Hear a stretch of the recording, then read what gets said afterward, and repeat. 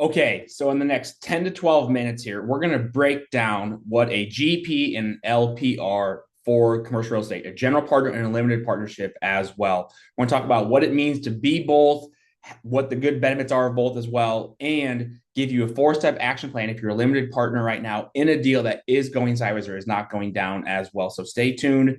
We're going to talk all about GP, LP structures in commercial real estate and multifamily specifically in this video here. Now, in the last 18 months, I've personally watched at least three different general partnership LP deals fail, and all the groups lost all their money, all their capital here. One specifically I'm thinking of, a general partner bought a deal for $12 million. They put $3 million of investors' money down on this deal. So $9 million of debt, $12 million purchase.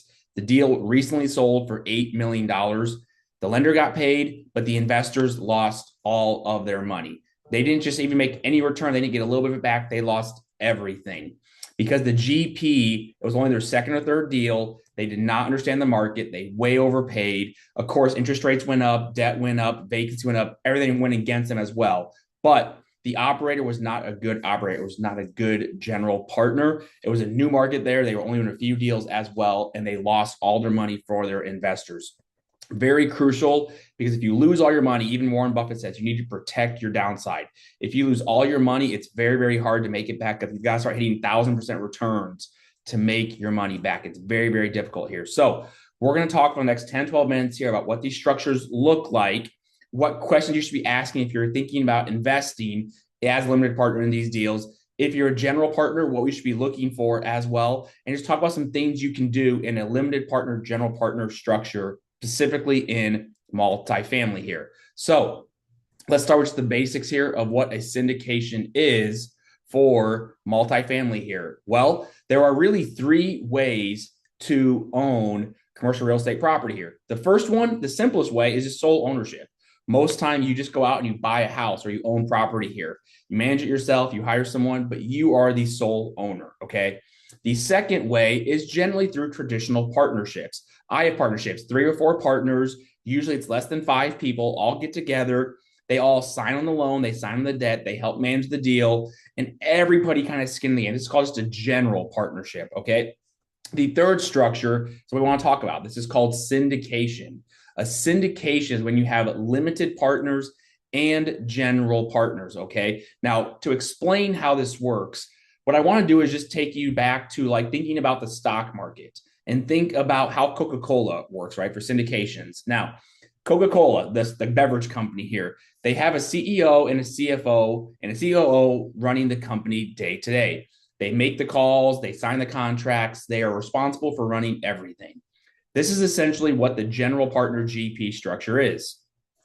The shareholders, then, the ones who actually own Coca-Cola stock, you can go out right now and buy it on CNBC.com or any kind of trading GAP, whatever it is. You can buy that. You are the ones who actually own the company. The shareholders own the company. The CEO, CFO manage the company. All right. So the shareholders get to receive dividends and they get to benefit when stock prices go up. This is the limited partnership in a real estate transaction. They don't run anything. They don't answer emails. They just get all the benefits of ownership.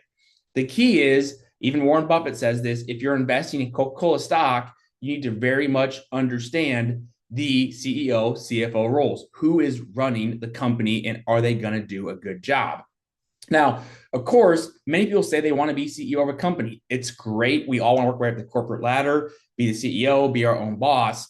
However, where most of the money is really made, especially if you want passive income, is being the silent limited partner investor. Even Warren Buffett, he's a silent limited partner inside of Coca-Cola. He owns majority of the shares. He's got a strong stake in the company here, but he just sits there and collects dividends and watches the stock go up every day, every month, every year as well. Okay. So what you really want to do is you actually want to be a limited partner as well, but you need to understand how the general partnership works.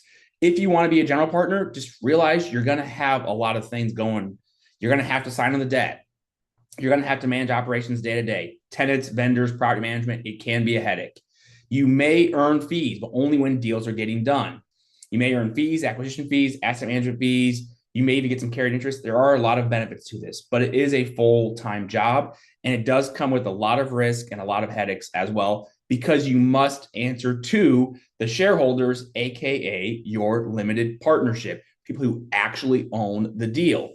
Now, limited partners, all they do is contribute equity. They don't sign on the debt, so they're not personally liable for anything going forward. Very important, especially as the market's gone down the last couple of years. They have no signing off on any of that as well. They are fully passive. They receive distributions, annual K1 documents. They earn preferred returns sometimes. If there is preferred return, we won't get into that in this conversation. It's too egregious, too out there. And then again, they just get to ride along to make money here.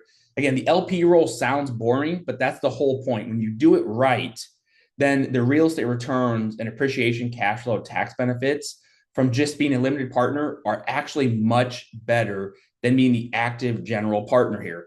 This is where it gets complicated here and where people are getting hurt. Is in the last 5 years, being the GP has become very glamorous. It's like, entrepreneurship right now has become very glamorous online. Everybody's looking for it. And it created a problem where there was too many people getting into the business here. Syndications and syndicators have been abused, and it's costing real estate investors hundreds of thousands of dollars right now. Might even be you watching this as well. We really saw this take hold in 2019 and 2022. Everybody was getting into the market. Many of them had just read books or they heard about friends doing this. Maybe they went to classes, paid for courses, whatever it was. And they really started getting into doing specifically value add multifamily, especially in tertiary markets or even primary markets as well. And they started getting in at a time when everything was going very, very hot because COVID and everything was hitting the marketplace as well. Then in the last 18 months, of course, we've seen the oversupply of the market hit. We've seen all the vacancy hit. And now all these general partners who didn't have any experience, who were just going out, taking classes, learning about people, are now stuck doing bad deals. And the limited partners are the ones losing the money. As I said earlier, there was one I just talked about. It happened where the general partner came out, charismatic, the deck, the property, it all looked good, professional, market was hot, raised a bunch of money, $3 million from limited partners, bought the building for $12 million, put $9 million of debt on the project. They tried to raise the rents immediately. Everybody left, vacated the property. They had no more money then to fix the property up, which made vacancy get even worse. And they ended up handing the keys back to the lender who took the property back and sold it for $8 million, paid off their debt. They were fine. And the investors lost all of their money. It is very, very hard to make money back when you do it here. So if you are a limited partner thinking about investing these deals, here are 6 questions you need to ask every general partner. Okay, you have to ask this. The first question, the most important question I want to ask a general partner if I'm going to invest with them, which I have as well. First question, have you been through a full market cycle? Not just the up. Anybody can make money in the up. It's how you make money in the down that it really is important here. So if you have not seen 2007, 8, and 9, if you are not investing or been in that time of the market, I generally speaking don't want to invest with you. I'm sorry. It's just my personal take. I want to know that you have been doing this long enough to have seen not just the up, but also the down. On that second question here, what I want to know is I want to know what went wrong with your deals when they did go wrong. Second most important question, tell me what went wrong on your worst deal. And what did you change? How did you pivot? How did you make that deal better here? Okay. I definitely want to know your longevity and your worst deal. After that, my third question I want to ask is how many deals have you done exactly like this one? And not just like this one, but in this market as well, because each market is different. Austin, Texas, San Antonio, Houston, Dallas, Iowa, where I'm also from as well, Orlando, Florida, California, wherever it is. These are all different markets. So I don't want to just know, oh, you've done this deal one time. I want to know in this market, what have you done inside of this own market to make more money just like this as well? After that, I really then want to talk through what their debt structure is like. Have they worked with the bank before? Are they doing non-recourse loans? What happens if the loan matures? What's our plan? Are we going to refinance? Are we going to sell? Are we going to pay off? What is our exit cap rate as well? Very important. Make sure you ask what happens if rents go down? What happens if the exit cap rate's not the same? We really want to focus on what's the exit look like and how does our debt tie into that exit. The fifth question we're going to ask is who is the property manager? How have you worked with them before? Do you know who they are? What's their experience? Do you know how they work? What operations are they using? How are we going to get information, taxes, accounting references, whatever it may be? Really understand who the property manager is here, because it's very important, especially in multifamily. You have to have a very strong property manager. The sixth question, the last question, the most important one, is walk me through the waterfall. When we sell this property, when we refinance there, how does everybody get paid? And really, does the general partner's interest align with my interest as limited partner? So, using the Coca-Cola example as well, Coca-Cola stock, I'm okay to have a CEO get paid out a big bonus. I think some of us are, some of us are not. Depends on your mood.